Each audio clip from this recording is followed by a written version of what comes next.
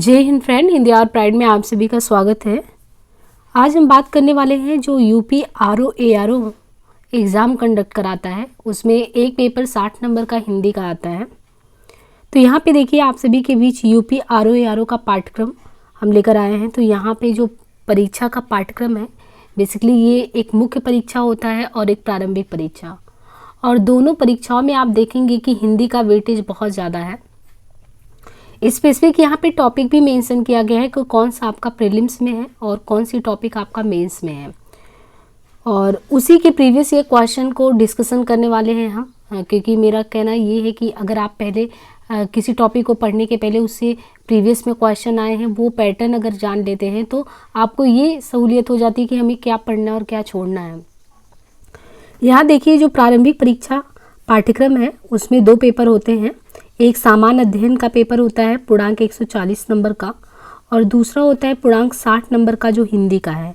तो मेरा main focus जो है ये हिंदी के पेपर को लेके है, क्योंकि हम यहाँ पे आपको हिंदी से रिलेटेड अभी कंटेंट प्रोवाइड करने वाले हैं, प्रीवियस के क्वेश्चन कराने वाले हैं। यहाँ पे देखिए जो सामान्य हिंदी प्रारंभिक परीक्षा है, सामान्य शब्द ज्ञान एवं व्याकरण वस्तुनिष्ठ, ये कुल 60 अंकों का बताया गया है। हर एक टॉपिक से आपको 10-10 शब्द जो है इसमें से करना है, और टोटल ये 60 अंकों का है। 1 घंटा आपको समय मिलेगा। देखिए पहला टॉपिक जो है विलोम, दूसरा है वाक्य एवं वर्तनी शुद्धि, तीसरा है अनेक शब्दों के एक शब्द, अनेक शब्दों के एक शब्द, और चौथा है तत्सम एवं तद्भव, और पांचवा है विशेषण एवं विशेष एवं विशेषण, और छठा टॉपिक है पर्यायवाची शब्द। तो इन सारे टॉपिक जो दिए गए हैं इनमें जो प्रीवियस ईयर का क्वेश्चन आए हुए हैं आरओ परीक्षा में, या आप कह सकते हैं कि आयोग के द्वारा जो बहुत सारी परीक्षाएं कराई जाती हैं उसमें हिंदी से रिलेटेड किस प्रकार के प्रश्न आते हैं इन टॉपिकों से, हम उन सभी पे चर्चा करेंगे। ये हमने जो बात किया है ये सामान्य हिंदी का जो प्रारंभिक परीक्षा है उसका पैटर्न है। अब बात करें कि प्रारंभिक परीक्षा के बाद जो मुख्य परीक्षा का पैटर्न है ये भी 2 घंटे का होता है। सामान्य अध्ययन का जो है 120 नंबर का जो क्वेश्चन पेपर होता है, और जो इसमें भी सेकंड जो राउंड में होता है वो आपका सामान्य हिंदी एवं आलेखन करके। तो यहाँ पे वापस से आपका हिंदी अहम रोल अदा करता है, सामान्य हिंदी एवं आलेखन का पेपर। यहाँ पे देखिए जो सामान्य हिंदी एवं आलेखन है अहम रोल अदा करता है, पूर्णांक 120 नंबर का होता है, और आपको यहाँ पे 2.5 घंटे समय प्रोवाइड किया जाता है। दिए हुए गद्यांश का शीर्षक, सारांश एवं 3 रेखांकित अंशों की आपको व्याख्या करनी होती है। इसके बाद दूसरा जो इसमें क्वेश्चन होता है कि किसी दिए हुए सरकारी पत्र का सारणी रूप में सार लिखना होता है। तो टेबुलर फॉर्म में तो पहला गद्यांश का अहम गद्यांश से आपको चीज़ें निकाल के लिखनी होती है, दूसरा सारणी रूप में सार लेखन करना होता है, तीसरा इसमें पत्राचार यानी शासकीय अर्धशासकीय पत्र, कार्यालय आदेश, ज्ञाप परिपत्र, विज्ञप्ति, टिप्पणी एवं प्रतिवेदन, अनुस्मारक। तो इन सब पे भी हम बात करेंगे धीरे धीरे। पहले हम प्रीलिम्स वाले जो सेगमेंट है उस पर बात करेंगे। यहाँ पे देखिए जो चौथा टॉपिक आता है इसमें पारिभाषिक शब्दावली, प्रशासनिक एवं वाणिज्यिक शब्दावली, और जो आपका मेंस होता है उसमें 10-10 नंबर के ये भी होते हैं। अंग्रेजी से हिंदी के 5 शब्द, हिंदी से अंग्रेजी के 5 शब्द, मुहावरे एवं लोकोक्तियाँ केवल 5। ये इसमें खंड 1 जो होता है खंड का, और इसमें खंड खा भी होता है 60 नंबर का। तो 120 का हमने वो बताया। और यहाँ पे देखिए हिंदी का कितना ज़्यादा अहम रोल है कि खंड खा भी, अब देखिए खंड 2 ये भी सामान्य शब्द एवं ज्ञान व्याकरण का होगा। तो जैसे आपका प्रीलिम्स में हुआ होगा जो 6 टॉपिक दिया गया था, तो यहाँ पे आधा घंटा आपको दिया जाएगा और 6-6 शब्द इनको मिला के दिए जाएंगे। तो कुल यहाँ पे आप देखिए विलोम, वाक्य एवं वर्तनी शुद्धि, अनेक शब्द के एक शब्द, तत्सम एवं तद्भव, विशेषण एवं विशेष्य, यहाँ पे पर्यायवाची नहीं है। इसके बाद इसका जो थर्ड वाला है उसमें हिंदी निबंध का जो है क्वेश्चन आएगा। हिंदी निबंध कुल 120 नंबर पूर्णांक के होंगे, और आपको इस प्रश्न पत्र के तहत 3 प्रश्न होंगे। प्रत्येक प्रश्न के एक शीर्षक का चयन करते हुए आपको कुल 3 निबंध लिखने हैं। तो जैसे साहित्य और संस्कृति में सामाजिक क्षेत्र, राजनीतिक क्षेत्र को ध्यान रखते हुए शब्द सीमा 600, विज्ञान पर्यावरण एवं प्रौद्योगिकी, राष्ट्रीय एवं अंतर्राष्ट्रीय घटना। तो कुल मिला के आपको यहाँ पे निबंध टोटल मिला के 400 नंबर के हो जाएंगे। तो ये कुल रहा जो है सिलेबस आपका आरओ का। आज से जो हम शुरू करने वाले हैं वो आपको जो प्रीवियस ईयर में क्वेश्चन आए हुए हैं प्रीलिम्स में हिंदी शब्द व्याकरण से, उन पर चर्चा करने वाले हैं। तो जो सबसे पहला टॉपिक अगर हम डिस्कशन करने वाले हैं, तो जो टॉपिक अनेक शब्दों के एक शब्द या विलोम हो गया, उनमें से किसी भी टॉपिक पर डिस्कशन करने वाले हैं। तो सबसे पहले हम क्या करेंगे, प्रीवियस ईयर के क्वेश्चन को डिस्कस करेंगे। इसके बाद जो इसका मूल, एक तरीके से कह सकते हैं कि जो मूल आपको किताबें इसके लिए पढ़नी चाहिए, तो उससे रिलेटेड आपको जो है जानकारी देंगे कि ये चीज़ें आप पढ़ें। बहुत ही प्रामाणिक पुस्तकों का हम प्रयोग करने वाले हैं। हमने आप शब्द ज्ञान, शब्द अर्थ प्रयोग आपने सुना होगा डॉक्टर हरदेव बारी का, जो सभी रिकमेंड करते हैं। तो हमें उन मूल प्रामाणिक किताबों को इसके लिए चयन करना होगा और उसी से पढ़ना होगा। तो देखिए अभी हम करते हैं उसी पे डिस्कशन। तो चलिए हम क्वेश्चन को शुरू करते हैं। समीक्षा अधिकारी, सहायक समीक्षा अधिकारी, सामान्य हिंदी से सामान्य शब्द एवं ज्ञान जो व्याकरण से संबंधित क्वेश्चन है। यहाँ पे देखिए शुरू होता है परीक्षा प्रश्न संग्रह में। एक टॉपिक है, आपने देखा उसमें कि किसी भी क्वेश्चन के लिए जैसे कोई भी अगर एक टॉपिक दिया गया है तो उसके लिए संक्षेपण होता है कि एक शब्द में कोई चीज़, वाक्यांश के लिए एक शब्द किसे कहते हैं। तो यहाँ पे हमारा पहला टॉपिक वही है, जो स्त्री सूर्य भी ना देख सके। जो स्त्री सूर्य भी ना देख सके के लिए एक शब्द हम क्या प्रयोग करते हैं। देखिए यूपीपीसीएस प्री 2018 में क्वेश्चन आया है। जो स्त्री सूर्य भी ना देख सके के लिए एक शब्द का प्रयोग क्या करते हैं, विदुषी, असूर्यम पश्या, अलक्षा, शास्त्राज्ञा। तो जो स्त्री सूर्य भी ना देख सके के लिए एक शब्द आसूर्य पश्या। आसूर्य पश्या, ज्ञातव्य की आसूर्य पश्या या आसूर्यम पश्या तथा आसूर्य पश्या दोनों ही सही है। मतलब अगर आ गया ऑप्शन में आसूर्यम पश्या तो भी सही है और असूर्य पश्या वो भी सही है। आसूर्यम पश्या संस्कृत शब्द है, जबकि आसूर्य पश्या जो है ये हिंदी है। बस यहीं पे ध्यान रखना है कि आसूर्यम पश्या जो है वो संस्कृत शब्द है, जबकि असूर्य पश्या हिंदी शब्द है। जो स्त्री किसी विषय को अच्छी तरह जानती हो। अब यहाँ पे 4 ऑप्शन और दिया गया और आपको ये पता होना चाहिए। तो जो स्त्री सूर्य भी ना देख सके, इसके लिए तो हमने बताया आसूर्यम पश्या भी सही है और आसूर्य पश्या भी सही है। लेकिन जो स्त्री किसी विषय को अच्छी तरह जानती हो उसके बारे में, उसको विदुषी कहते हैं। जो स्त्री किसी विषय के बारे में अगर अच्छे से जानती है उसको कहते हैं वो विदुषी है। और जो स्त्री शास्त्र की ज्ञाता हो उसे शास्त्राज्ञा कहते हैं। अज्ञ का क्या अर्थ होता है, अज्ञ। अज्ञ का क्या अर्थ होता है, इसके रिलेटेड विलोम भी बहुत आता है। अज्ञ का क्या होता है ना, अनभिज्ञ का क्या होता है। तो जो कुछ भी नहीं जानता हो, जो सब कुछ जानता हो, जो बहुत थोड़ा जानता हो, जो जानता भी हो और नहीं भी जानता हो। तो अज्ञ का क्या मतलब होता है, जो कुछ भी नहीं जानता हो। अज्ञ जो कुछ भी जानता हो उसे और सर्वज्ञ कहते हैं। जो कुछ भी नहीं जानता हो उसे अज्ञ कहते हैं। जो कुछ भी नहीं जानता हो उसे अज्ञ कहते हैं। जो सब कुछ जानता हो उसे सर्वज्ञ कहते हैं। और जो बहुत थोड़ा जानता हो अल्पज्ञ। तो यहाँ पे ये 3 शब्द आपको देखने को मिल गए। एक है, स्थिति ऐसी आती है कि एक व्यक्ति जो है वो सब कुछ जानता है।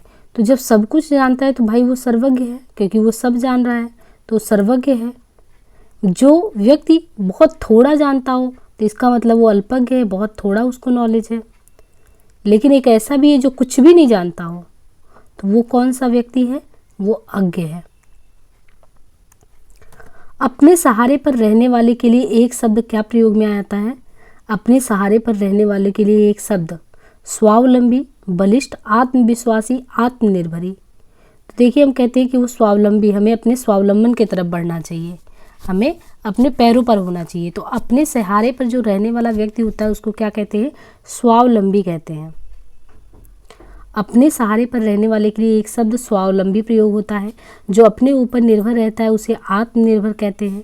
जो अपने सहारे पर रहता है उसके लिए स्वावलंबी, जो अपने ऊपर निर्भर रहता है उसे आत्मनिर्भर। और अधिक बलवान को बलिष्ठ कहते हैं। तो जो अधिक बलवान है उसको बलिष्ठ कहते हैं। अप्रमेय किस वाक्यांश के लिए एक शब्द प्रयोग होता है, अप्रमेय।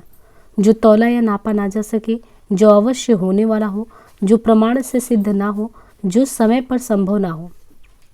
तो यहाँ पे देखिए अप्रमेय, आ मीन्स नहीं और अप्रमेय मीन्स प्रमाणित। जो प्रमाण से सिद्ध ना हो सके जो तौला या नापा ना जा सके। अप्रमेय, अप्रमेय का यहाँ पे अगर आप देखेंगे तो अप्रमेय का दोनों ही सही माना गया है। अप्रमेय शब्द जो नापा या तौला ना जा सके तथा जो तर्क या प्रमाण से सिद्ध नहीं हो सके, मतलब वही चीज़ है कि नाप तौल के कोई भी बात कहना और ना कहना, तो जिसको अप्रमेय प्रमाणित ही ना हो, हम नाप तौल नहीं सकते, जो सिद्ध ही ना हो, तो दोनों के लिए ही अप्रमेय शब्द का प्रयोग होता है। यही कारण है कि उत्तर प्रदेश लोक सेवा आयोग ने जारी संशोधित उत्तर कुंजी में ए और सी दोनों को ही माना था। तो कहीं पे अप्रमेय आए, अप्रमेय को जो तौला या नापा ना जा सके उसको भी प्रयोग में लाते हैं, जो प्रमाण से सिद्ध ना हो उसके लिए भी प्रयोग में लाते हैं।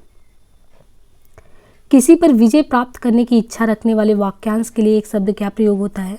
किसी पर विजय प्राप्त करना है और उसकी इच्छा रखने वाला व्यक्ति क्या होता है? विजित होता है, जिगीषु होता है, विजेता होता है, जिज्ञासु। तो देखिए 2017 में एक क्वेश्चन आया है कि किसी पर विजय प्राप्त करने की अगर इच्छा है तो उसके लिए हम क्या कहेंगे? जिगीषु, विजेता, जिज्ञासु। तो किसी पर जो विजय प्राप्त करने वाला होता है वो जिगीषु होता है, जिगीषु। किसी पर विजय प्राप्त करने की इच्छा रखने वाला वाक्यांश के लिए एक शब्द जिगीषु होता है। जो जीत लिया गया है उसको विजित कहते हैं। तो देखिए यहाँ पे और जो शब्द दिए हैं उसका भी अर्थ समझाया गया है। जो जीत लिया गया है वो विजित है, और तथा जिसने विजय प्राप्त की हो वो विजेता है। अगर आपने विजय प्राप्त कर ली तो विजेता है, और जो जीत लिया है उसको विजित कहते हैं, विजित ही विजेता है। और जो इच्छा रखता है कि नहीं हमको विजय प्राप्त करना है इस चीज़ पे, उसके लिए जो शब्द प्रयोग में आता है वो ध्यान रखना है। उसके लिए जो है प्रयोग में हम लाएंगे जिगीषु, क्योंकि उसकी इच्छा है ना, तो विजय प्राप्त करने की इच्छा है तो जिगीषु, और जानने की इच्छा रखने वाले को जिज्ञासु। तो सब मिलता जुलता शब्द ही दिया गया है यहाँ पे। किसी पर विजय प्राप्त करने की इच्छा रखना जिगीषु, जो जीत लिया गया हो उसे विजित, और जिसने विजय प्राप्त की हो विजेता, और जानने की इच्छा रखने वाला व्यक्ति कौन है? जिज्ञासु। जो स्त्री सूर्य भी ना देख सके, वाक्यांश के लिए एक शब्द। तो अभी हमने आसूर्यम पश्य इसके पहले भी देखा था, और देखिए ये वापस से वही क्वेश्चन रिपीट हुआ। तो ये फ़ायदा रहता है अगर आप प्रीवियस के क्वेश्चन को करते हैं कि ये जो है कौन से क्वेश्चन जो है एग्जाम में रिपीट हो सकते हैं। तो जो सूर्य स्त्री भी ना देख सके, वाक्यांश के लिए आ शब्द, जो शब्द प्रयोग होता है आसूर्यम पश्या होता है। शास्त्र को अच्छी तरह जानने वाली शास्त्राज्ञा होती है। और स्त्री के बस में रहने वाला कौन होता है? स्त्री के बस में रहने वाला स्त्रैण होता है, जो जल्दी रोका या हटाया ना जा सके, दुर्निवार्य कहलाता है। कुछ खास शर्तों पर किसी कार्य को करने का समझौता। कभी भी जीवन में ऐसा होता है कि बहुत चीज़ों में हमें खास समझौता करना पड़ता है। तो कुछ ऐसी स्थिति हो कि कुछ खास शर्तों पर किसी कार्य को करने के लिए आप एग्री हो जाए, करने का मन नहीं है फिर भी आप एग्री हो जाते हैं। ऐसे शब्द के ऐसे लोगों के लिए क्या प्रयोग में लाया जाता है? संविदा। आजकल सरकार बहुत सारी नौकरियों में संविदा अपनाती चली जा रही है। तो अगर आपको कुछ खास शर्तों पर काम करने के लिए कहा जाता है तो वो है संविदा। कुछ खास शर्तों पर किसी कार्य को करने का समझौता करना संविदा कहलाता है। और अन्य विकल्प गलत है। जिसके पहले से कोई आशा ना हो के लिए एक शब्द क्या है? जिसके पहले से अगर देखें तो कोई आशा ना हो के लिए एक शब्द अप्रत्याशित, आशाजनक, आशातीत, प्रत्याशित। तो आकस्मिक जैसे कोई घटना हो गई, पहले से कोई आशा ही नहीं थी, तो वो घटना को हम कहते हैं अप्रत्याशित घटना। अप्रत्याशित, ना सोचा समझा ना देखा, तो कोई उम्मीद नहीं थी जो अचानक हो गया। तो जिसके पहले से कोई आशा ना हो उसके लिए एक शब्द अप्रत्याशित प्रयोग किया जाता है। जो आशा से अधिक हो उसे आशातीत कहते हैं। कभी भी आप जितना सोचें उससे ज़्यादा, उम्मीद से ज़्यादा हो गया तो आशातीत हो गया। और जो जिसके पहले से कोई भी आशा नहीं की गई हो वो चीज़ हो तो अप्रत्याशित है। ऐसी बात जिससे कार्य पूर्ण होने की उम्मीद जगे, कोई भी काम अधूरा है और लगता है कि नहीं अब हो जाएगा, तो उसे आशाजनक कहते हैं कि हाँ कुछ होने की उम्मीद लग रही है। और जिसकी पहले से कोई आशा हो उसे प्रत्याशित कहते हैं। तो पहले से उम्मीद है कि नहीं ये चीज़ तो हो ही जाएगा तो प्रत्याशित है। और कोई उम्मीद नहीं थी लेकिन हो गया, वो अप्रत्याशित था। और कोई उम्मीद भी नहीं थी कि होगा नहीं होगा, अप्रत्याशित स्थिति थी लेकिन फिर भी उम्मीद से ज़्यादा हो गया तो आशातीत हो गया। तो ये सब मिलता जुलता एक दूसरे से समझना है। यहाँ पे देखिए एक शब्द है राज्य द्वारा निकाला गया आधिकारिक आदेश। तो कभी भी आप देखिए कि राज्य जो है कुछ जनसमूह को कोई जानकारी देनी होती है तो उसके लिए कोई ना कोई आधिकारिक आदेश निकालता है। उसको क्या कहते हैं? अधिनियम, अधियाचना, अध्यादेश, अधिसूचना। तो यहाँ पे जो राज्य द्वारा निकाला गया आधिकारिक आदेश होता है उसको हम लोग क्या कहते हैं? अध्यादेश। राज्य द्वारा निकाला गया आधिकारिक आदेश, वाक्यों के लिए अध्यादेश। शासन द्वारा जारी किया गया कानून, अधिनियम, तथा वह आधिकारिक सूचना विशेषता जो राजपत्र में प्रकाशित हो उसको अधिसूचना कहते हैं। तो जो गैजेट नोटिफिकेशन आता है तो उसको बेसिकली अधिसूचना कहते हैं, और आधिकारिक सर्कुलर अगर कुछ जारी किया जा रहा है तो अध्यादेश। राज्य द्वारा निकाला गया आधिकारिक आदेश, शासन द्वारा जारी किया गया कानून, अधिनियम कहलाता है। वह स्त्री जिसका पति परदेश विदेश गया हो उसके लिए एक शब्द क्या प्रयोग करते हैं? आगत पति का, प्रवस्य पति का, प्रोषित पति का, नवोढ़ा। तो वह स्त्री जिसका पति परदेश गया हो, वाक्यांश के लिए एक शब्द जो प्रयोग में लाते हैं उसको कहते हैं प्रोषित पति का। वो स्त्री जिसका पति परदेश गया हो, विदेश गया हो, उसके लिए जो शब्द प्रयोग करते हैं वो शब्द है प्रोषित पति का। वह स्त्री जिसका पति परदेश गया हो, वाक्य के लिए एक शब्द प्रोषित पति का प्रयोग में लाते हैं। और नई व्याही जो स्त्री है उसके लिए जो शब्द प्रयोग किया जाता है नई व्याही स्त्री के लिए नवोढ़ा, तथा वह स्त्री जिसका पति विदेश जाने को है और जो उसके वियोग की कल्पना से ही दुखी हो। तो एक नवोढ़ा हो गई जो अभी ब्याही हुई है वो, और वो ऐसी स्त्री जिसका पति विदेश जाने को तैयार है और जो उसके वियोग की कल्पना से ही दुखी हो रही कि वो जाने वाला है। तो प्रवश्य पति का, प्रवश्यत पति का यानी जाने वाली है, जाने से दुखी है, तो प्रवत्स्यत पति का। वह स्त्री जिसका पति अभी परदेश से लौटा हो उसे क्या कहते हैं? तो अभी अभी लौटा है तो आगत पति का। आया है यहाँ पे आने वाला नहीं बल्कि अभी लौटा हो तो आगत पति का, और अभी जाने वाला है उससे दुखी है तो प्रवत्स्य पति का। पैर से सिर तक वाक्यांश के लिए एक शब्द क्या होता है? सिखनक, पाद मस्तक, सिरों पर आपाद मस्तक। तो यहाँ पे देखिए जो पैर से सिर तक वाक्यांश के लिए एक शब्द प्रयोग होता है, ये 2017 में क्वेश्चन आया है। पैर से सिर तक वाक्यांश के लिए जो एक शब्द होता है उसके लिए आपाद मस्तक शब्द प्रयोग करते हैं। पैर से सिर तक वाक्यांश के लिए एक शब्द आपाद मस्तक होता है। अनुचित बात के लिए आग्रह करने वाले वाक्यांश के लिए एक शब्द क्या है? अनुचित बात के लिए आग्रह करने वाला वाक्यांश के लिए एक शब्द क्या है? दुराग्रही। कहते नहीं तुमने ये दुराग्रह कैसे किया? तो यहाँ पे देखिए ना कुआग्रही होगा, ना अनाग्रही होगा, ना दुराग्रह होगा। दुराग्रह भी नहीं है, दुराग्रही होगा। अनुचित बात के लिए आग्रह करने वाला दुराग्रही कहलाता है। अनुचित बात के लिए अड़ना दुराग्रह कहलाता है। तो बहुत ही बारीक अंतर है और दोनों ही ऑप्शन में दिया है। अगर अनुचित बात के लिए आप अड़ गए, जो गलत है उसके लिए भी अड़े हैं, तब तो आप दुराग्रह कर रहे हैं। और अनुचित बात के लिए आग्रह करने वाला, अगर आप अड़िग हो गए, स्थिर, तो दुराग्रह कर रहे हैं, वो नहीं करना चाहिए। और अनुचित बात के लिए अगर आप आग्रह कर रहे हैं, अड़ना तो दुराग्रह हो गया, लेकिन आप आग्रह कर रहे हैं, कोई चीज़ गलत है फिर भी आप कह रहे हैं कि ये होना चाहिए, ऐसे होना चाहिए, तब तो आप दुराग्रही हैं। जिसका निवारण अत्यंत कष्ट से किया जा सके के लिए एक शब्द क्या प्रयोग किया जाता है? जिसका निवारण अत्यंत कष्ट से किया जा सके उसके लिए एक शब्द जो प्रयोग किया जाता है उसके लिए दुर्निवार होता है। तो जिसका निवारण अत्यंत कष्ट से किया जा सके उसके लिए दुर्निवार। कान के नीचे लटकता हुआ कोमल भाग के लिए एक शब्द प्रयोग किया जाता है, उसे क्या कहते हैं? कर्णफूल, कर्णपाली, कर्णाभरण, कर्ण। तो कान के नीचे लटकता हुआ जो कोमल भाग है उसके लिए जो शब्द प्रयोग किया जाता है उसको क्या कहते हैं? उसको कर्णपाली कहते हैं। कान से नीचे लटकता हुआ कोमल भाग उसको कर्णपाली कहते हैं। कर्णफूल कान में पहनने वाला आभूषण होता है। तो कर्णफूल जो है कान में पहना जाता है ना, वो कोमल भाग पे आप देखते हैं कि बहुत ही ज़्यादा छिद्र में जो है चीज़ें, बालियाँ वगैरह पहनी जाती हैं, तो वो होता है कर्णफूल, कान में पहना जाता है। और कर्णपाली जो होता है वो कोमल भाग जो लटकता है उसको कहते हैं। जो दिया है कि जो पान करने योग्य नहीं है, अगम्य, अपथ्य, अभच्य, अपेय। तो जो पान करने योग्य नहीं है के लिए एक शब्द है अपेय, यानी जो पीने योग्य नहीं है उसके लिए हम जो शब्द प्रयोग करते हैं, जो पान योग्य नहीं है उसके लिए क्या शब्द प्रयोग करते हैं? अपेय। पेय यानी पीने योग्य है, अपेय नहीं योग्य है पीने।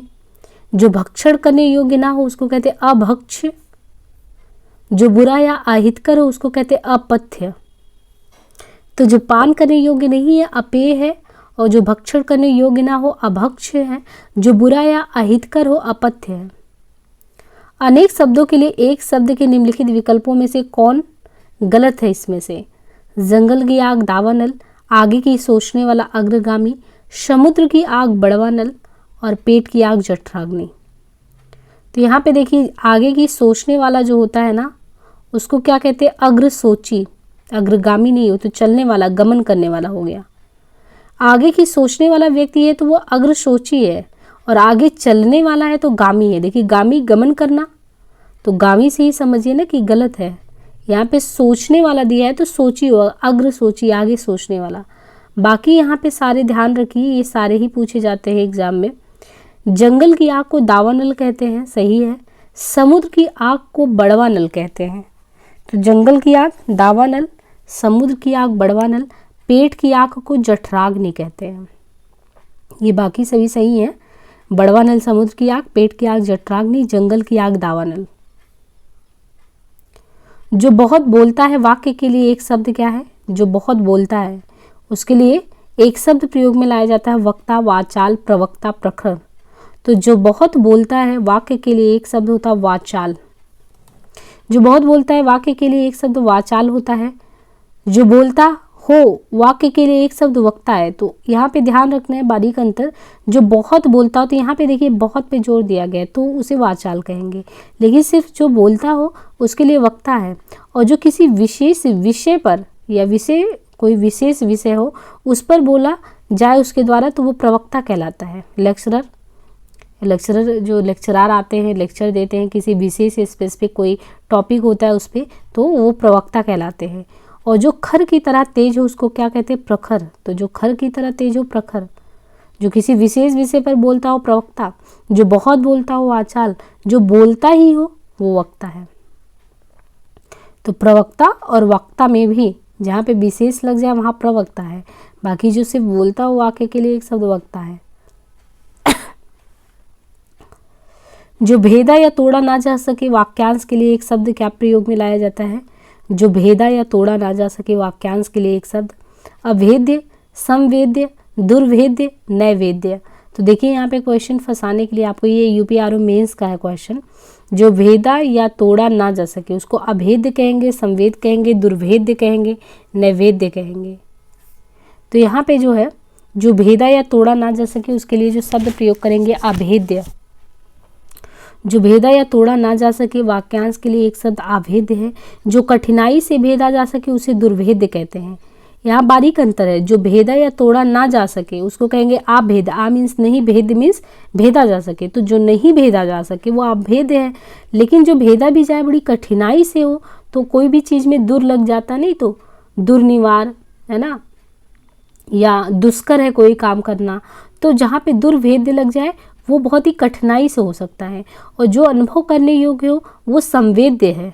तो जो संवेद्य यानी जो हम अनुभव कर सके वो संवेद्य है। और भोग को नैवेद्य कहते हैं। तो ये चारों ही बहुत इंपॉर्टेंट हो जाते हैं, थोड़ा अलग भी है। भेदा या तोड़ा ना जा सके तो उसके लिए अभेद्य हो गया, और जो कठिनाई से भेदा जा सके उसको दुर्भेद्य कहेंगे। जो अनुभव करने योग्य है वो संवेद्य है, और भोग को नैवेद्य कहते हैं। तो भोग को क्या कहते हैं? नैवेद्य कहते हैं। जिसका कोई शत्रु पैदा ही ना हुआ हो, अजात शत्रु, शत्रुघ्न, ये क्या कहेंगे? इसको अलग अलग दिया गया है। तो शत्रुहीन, शत्रुविहीन। तो जिसका कोई शत्रु ही पैदा ना हुआ वाक्यांश के लिए एक शब्द होता है अजात शत्रु। अजात शत्रु। अपना मंतव्य साधने वाले के लिए एक शब्द प्रयोग में लाते हैं। तो अपना जो मंतव्य साधने वाला होता है उसको स्वार्थी कहते हैं। जिसका उच्चारण ना किया गया हो के लिए एक शब्द क्या प्रयोग किया जाता है? जिसका उच्चारण ना किया गया हो के लिए एक शब्द, उसके लिए अनुच्चरित। जिसका उच्चारण ना किया गया हो लिए एक शब्द होगा अनुच्चरित। युद्ध की इच्छा रखने वाले के लिए एक शब्द प्रयोग किया जाता है क्या? जो युद्ध की इच्छा रखता हो ऐसे लोगों के लिए क्या? योद्धा, युद्धवीर, युद्धरत, युयुत्सु। तो यहाँ पे देखिए जो युद्ध की इच्छा रखने वाला है ये व्यक्ति है युयुत्सु। युद्ध की इच्छा रखने वाले के लिए एक शब्द युयुत्सु है जो युद्ध करता है उसे योद्धा। देखिए, जो युद्ध करता है उसे तो योद्धा कहेंगे, जो युद्ध में संलिप्त है उसे युद्धरत कहेंगे, कि युद्ध में संलग्न है, लिप्त है, तो वो युद्धरत है। लेकिन जो इच्छा रखता है कि नहीं मुझे क्या करना, युद्ध करना, उसको युयुत्सु कहते हैं। तैरने या पार होने का इच्छुक, तो तैरने या पार होने के इच्छुक के लिए एक शब्द क्या प्रयोग में लाते हैं, तैराक, तराक, तितीर्षु, तारणक। तो तैरने या पार होने की इच्छुक या इच्छा रखने वाला जो व्यक्ति है, तो तैरने या पार करने का जो इच्छुक व्यक्ति, उसको लिए तितीर्षु शब्द प्रयोग करते हैं। और ये लिखने के लिए भी आता है, वाक्य शुद्धि वगैरह में भी, इसलिए आप इन सबको लिख के भी, जो कठिन है उन शब्दों को लिख के भी प्रैक्टिस किया करें। देखिए तितीर्षु इस तरीके से जो लिखना है ना, तो इस तरीके से ये वाक्य शुद्धि में भी आता है। तो तैरने या पार होने का जो इच्छुक व्यक्ति है उसके लिए तितीर्षु शब्द का प्रयोग होता है। तैर कर पार करने वाला तैराक होता है, तैर कर पार कराने वाला तारक। देखिए, अगर आपको तैर कर पार कोई करा दे, पार करा रहा है तो तारक है, लेकिन तैर कर खुद ही पार कर जा रहा है तो वो तैराक है, तो कहते हैं वो अच्छा तैराक है। कोई भी व्यक्ति अगर खुद से पैर जो तैर कर निकल जा रहा हो तो अच्छा तैराक है, परंतु आप कहीं फंस गए हैं और आपको भी पार कराना है, तो जो कराएगा वो तारक होगा और इच्छा रखने वाला तितीर्षु कहलाएगा। जिसे अपनी जगह से अलग कर दिया गया हो, जिसे अपनी जगह से अलग कर दिया गया हो के लिए एक शब्द है विस्थापित, अवस्थापित, संस्थापित, संस्थापित। तो जिसे अपनी जगह से अलग कर दिया गया हो के लिए एक शब्द होता है विस्थापित। और संस्थापित विशेषण है जिसका अर्थ है निर्मित, बैठाया हुआ तथा संचित हुआ। बुरे उद्देश्य से की गई गुप्त मंत्रणा के लिए एक शब्द प्रयोग किया जाता है, वो क्या कहते हैं, तो गुप्त मंत्रणा जो बैठक होती है कि कोई षड्यंत्र कोई रचता है आपके खिलाफ, तो उसको दुरतिक्रम कहते हैं, दुरधिगम कहते हैं, दुर्वियोजन कहते हैं, दुराभिसंधि कहते हैं। तो अगर बुरे उद्देश्य से की गई कोई गुप्त मंत्रणा, सीक्रेट मीटिंग हो रही है, तो उसको कहते हैं दुराभिसंधि, दुराभिसंधि। किसी को संकट में डालने के लिए बनाई जाने वाली योजना अथवा किसी को हानि पहुंचाने के लिए होने वाला गुप्त कार्रवाई दुर्वियोजन कहलाता है। यहाँ बहुत बारीक अंतर आप समझिए। अगर कोई गलत उद्देश्य के साथ कोई गुप्त मंत्रणा बैठक होती है तो उसको दुराभिसंधि कहते हैं। और किसी को संकट में डालने के लिए कोई योजना बनाई जा रही है कि वो व्यक्ति को हानि हो, संकट में हो, तो कहने का तो सब मोटा मोटा वही है कि आप किसी को लॉस ही करवाने वाले हैं। लेकिन दुराभिसंधि ये है कि आप ऐसी गुप्त मंत्रणा कर रहे हो बुरे उद्देश्य, आपका टारगेट अच्छा नहीं है, आपका जो करने का जो उद्देश्य है पीछे वो सही नहीं है। लेकिन आप किसी को संकट में, कि बहुत अच्छा उसका जीवन चल रहा है लेकिन आप उसको संकट में डालने का योजना बना रहे हो, तो फिर आप दुर्वियोजन कह रहे हो, गुप्त कार्रवाई करे उसके लिए, तो वो दुर्वियोजन है। और जिसका पार पाना बहुत कठिन हो, तो जिसका पार पाना बहुत कठिन हो उसको कहते हैं दुरतिक्रम।